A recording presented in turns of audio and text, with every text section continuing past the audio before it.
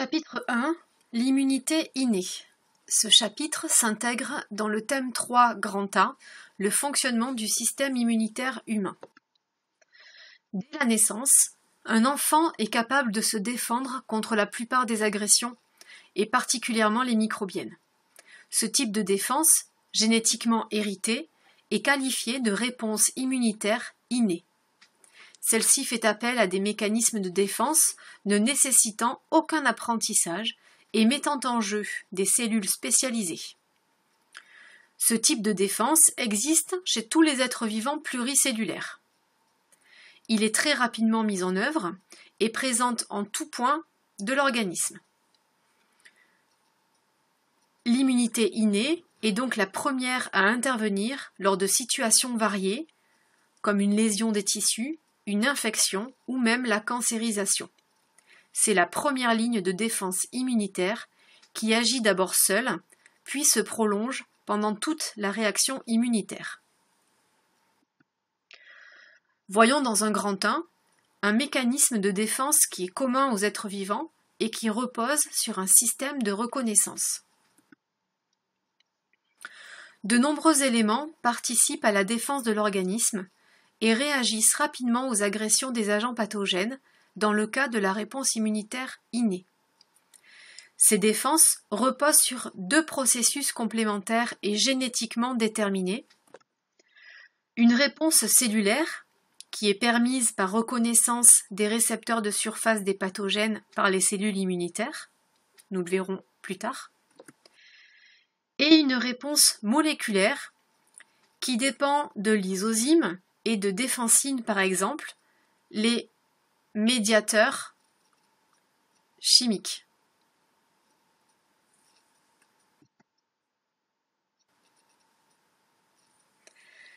Les mécanismes de reconnaissance et d'action ont été très conservés au cours de l'évolution.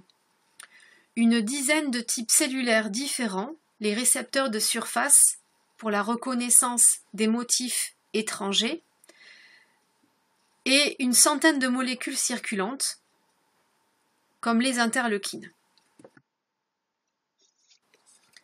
Voyons maintenant, dans un grand 2, la réaction inflammatoire aiguë, ou RIA. La réaction inflammatoire est essentielle. C'est une réponse immédiate à un agent agresseur. Elle traduit l'accumulation de molécules et de cellules immunitaires sur le lieu d'infection ou de lésion. Lorsqu'elle est aiguë, elle présente des symptômes stéréotypés, rougeur, chaleur, gonflement, douleur. Elle prépare le déclenchement de l'immunité adaptative. Les inflammations aiguës guérissent spontanément ou avec l'aide d'un traitement, mais elles peuvent laisser des séquelles si la destruction tissulaire est importante. Voyons dans un grand 1 les caractéristiques de cette RIA. La rougeur. Elle est due à une vasodilatation artériolaire puis capillaire dans la zone atteinte. Cela permet l'augmentation de l'apport sanguin et un ralentissement courant, c'est-à-dire que plus de sang arrive, mais avec moins de pression. Cette vasodilatation est déclenchée rapidement par un mécanisme nerveux, les nerfs vasomoteurs, et l'action de médiateurs chimiques, que nous verrons dans le chapitre suivant. Le gonflement, ou œdème, il correspond au passage dans le tissu conjonctif interstitiel d'un liquide appelé exsudat, qui est constitué d'eau et de protéines plasmatiques. Cet œdème va dépendre de l'augmentation de la perméabilité de la paroi des petits vaisseaux sanguins sous l'effet des médiateurs chimiques. Il permet donc un apport local de moyens de défense, immunoglobulines ou cellules immunitaires. L'œdème va entraîner un gonflement des tissus qui, en comprimant les terminaisons nerveuses, va être responsable de la douleur. Le rôle de l'œdème, en plus de permettre un apport de moyens de défense, va provoquer une dilution des toxines qui ont pu s'accumuler dans la lésion, et il permet également un ralentissement du flux circulatoire pour favoriser la diapédèse. La diapédèse. Le mot diapédèse peut être séparé en deux, dia qui signifie à travers et pédèse marcher. Cette diapédèse correspond donc à la migration des leucocytes, ici les granulocytes, donc les cellules immunitaires, en dehors de la microcirculation, ce qui permet leur accumulation dans le foyer de la lésion. Ce passage est favorisé par l'intervention de médiateurs chimiques. Voyons donc dans un deuxième point les cellules impliquées dans la RIA. En conditions normales, c'est-à-dire dans le cas d'une peau saine, seules certaines cellules immunitaires sont présentes dans la peau. Il s'agit des mastocytes et des phagocytes, les macrophages ou les cellules dendritiques. On dit que ces cellules sont des cellules résidentes. Lors d'une infection, les leucocytes circulants, comme les granulocytes, sont observables. La réaction inflammatoire aiguë est donc caractérisée par le recrutement de nouvelles cellules immunitaires, comme les granulocytes, initialement présents dans la circulation sanguine et qui vont migrer vers le lieu de l'infection. Les monocytes, qui vont se différencier plus tard en macrophages. Les monocytes sont présents dans le sang. Ils ont un noyau constitué d'un seul lobe et ils vont pouvoir quitter les vaisseaux sanguins en se différenciant en macrophages.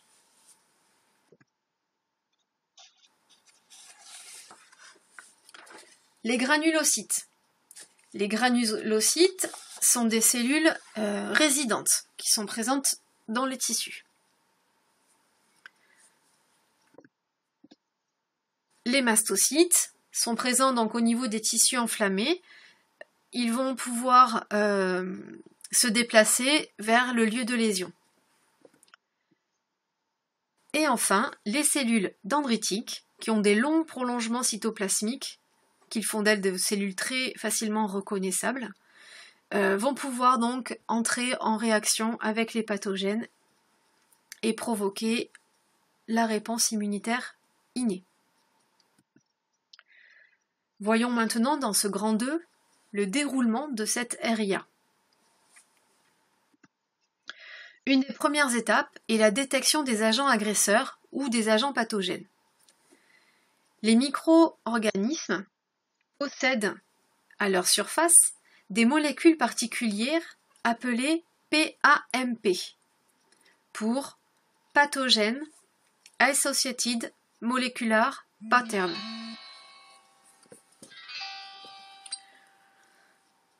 Lorsque ces pathogènes vont contaminer un organisme, les cellules immunitaires qui sont présentes dans les tissus, donc les cellules sentinelles, les mastocytes et les cellules dendritiques, vont rencontrer ces pathogènes et reconnaître leur PAMP grâce à des récepteurs de surface appelés PRR ou Pathogen Recognition Receptor. Les motifs des récepteurs PRR sont spécifiques des PAMP des pathogènes. Vous avez un exemple ici d'une cellule sentinelle avec son PRR et sur les pathogènes qu'elle peut rencontrer, des PAMP présents à leur surface. Une deuxième étape va être la libération des médiateurs chimiques qui permettent d'organiser cette réponse immunitaire.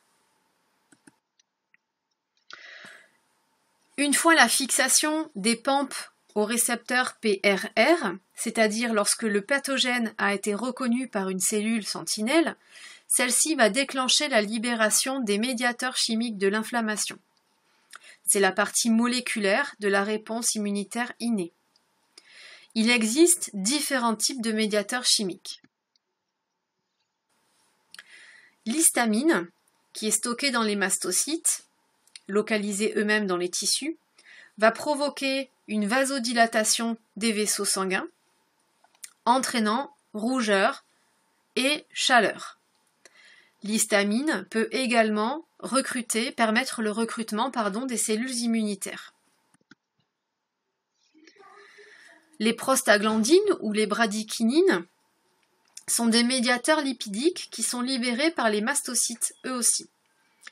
Ils sont co-responsables de la vasodilatation, donc de la fièvre et de la rougeur, mais ils vont permettre aussi l'activation des fibres C des neurones, et donc ils sont impliqués dans le mécanisme de la douleur.